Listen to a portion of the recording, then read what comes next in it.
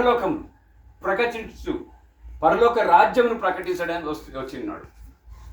ఇక్కడ ఏమని రాయబడ్డది చూడండి, అప్పటి నుండి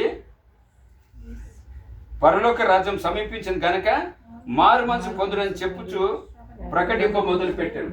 యేసుక్రీస్తు రావడానికి కారణము పరలోక రాజ్యము స్థాపించడానికి, పరలోక రాజ్యమును స్థాపించడానికి వచ్చిందనమాట. అంటే మనము స్థాపించడానికి అంటే ఇది వరకు మనము అంధకార సంబంధమైనటువంటి ఆ రాజ్యంలో ఉంటున్నాం కాబట్టి దాని నుండి మనల్ని బయటికి తీసుకురావడానికి, ఆ యొక్క అంధకార సంబంధమైనటువంటి రాజ్యం నుంచి బయటికి తీసుకురావడానికి యేసుక్రీస్తు ప్రభుల వారు ఈ లోకానికి వచ్చి ఉన్నాడు. ఈ లోకానికి వచ్చేసి తను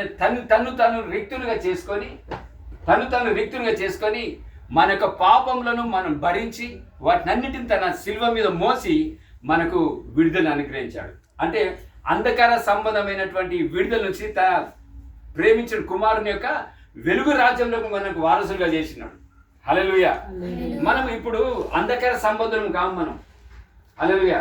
మనము అంధకార సంబంధం కాము, దేవుని యొక్క వెలుగుకి సంబంధమైనటువంటి పిల్లలం. దేవుని యొక్క పిల్లలం. మనం ఎప్పుడైతే దేవుని యొక్క పిల్లలం అయినామో మనం అందరము కూడా అంధకార సంబంధం నుంచి విడుదల చేయబడ్డాం. దేవుని యొక్క రాజ్యం ప్రకటింపబడుతుంది. అందుకే ప్రభు నేర్పిన ప్రార్థనలు ఏముంటుంది? పరలోకమందున మా తండ్రి, నీ నామం పరిశుద్ధపరచును గాక, నీ రాజ్యం వచ్చును గాక, నీ చిత్తం పరలోకమందు నెరవేర్చినట్లు భూమి యందు నెరవేరును గాక.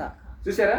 నీ చిత్తము పరలోకమందు నెరవేర్చినట్లు భూమి యందు నెరవేరును గాక మనం ప్రార్థిస్తున్నాం. కానీ ఆ పరలోక రాజ్యంలో ఉన్నటువంటి చిత్తము మనము ఈడ స్థాపించలేకపోతున్నాం. మనం వెనకాల గుడ్ ఫ్రైడేస్ వస్తున్నాయి, ఈస్టర్లు వస్తున్నాయి, పునరుద్ధరణ పండుగలు వస్తున్నాయి, పోతున్నాయి. కానీ మనము ఈ నిజమైనటువంటి గుడ్ ఫ్రైడే, శుభ శుక్రవారం అంటే ఏంటిది అనేసి మనం గ్రహించలేకపోతున్నాం. ఒక్కరోజు మనం ఏం చేస్తామంటే, కొంతమంది 40 రోజులు ఉపవాసం ఉంటారు. ఆ 40 రోజులు ఉపవాసం ఉండి కొంతమంది దీర్ఘమైనటువంటి ఏమంటారంటే అది ఏమంటారు, వాళ్ళు ఈ నల్ల బట్టలు వేసుకుంటారు చూడండి, అయ్యప్ప మాల.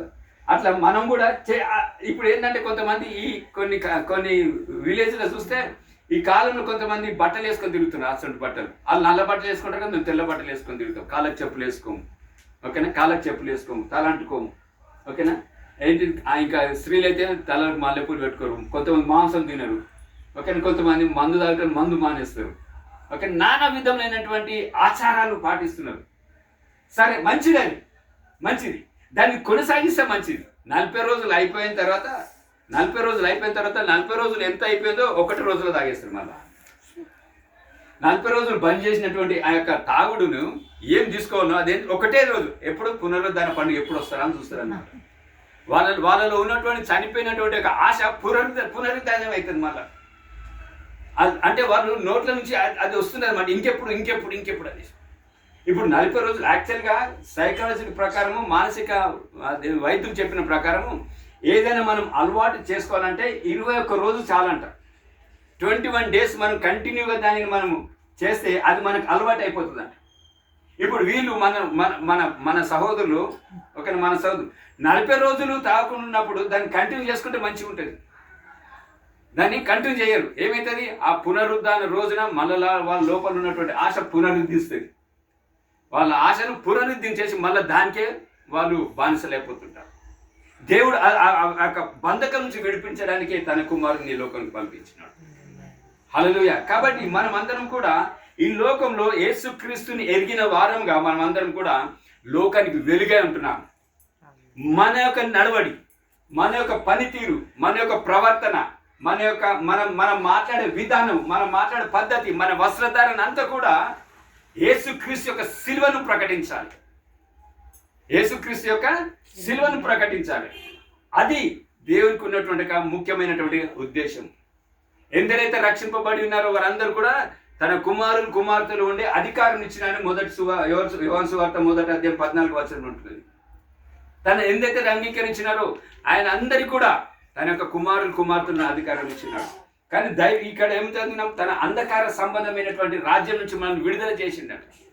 మనల్ని విడుదల చేసి తన కుమారుడైన యేసుక్రీస్తు యొక్క రాజ్యంలోనికి మనకు వారసుంది. అంటే మన యొక్క పౌరస్థితి మారింది. మనది అంధకార సంబంధం నుంచి వెలుకర సంబంధమైనటువంటి రాజ్యంలోకి వచ్చినాం. అంధకార సంబంధం అంటే పాపం అనమాట. అదంతా పాపము, అవిధేయత, ఓకేనా, మోసము, నరహత్య, అన్ని రకాల పాపాలు ఉంటాయి అందులో. కానీ దేవుడు ఏం చేసిందంటే తన కుమారుని ద్వారా, ఓకేనా, తన కుమారుని ద్వారా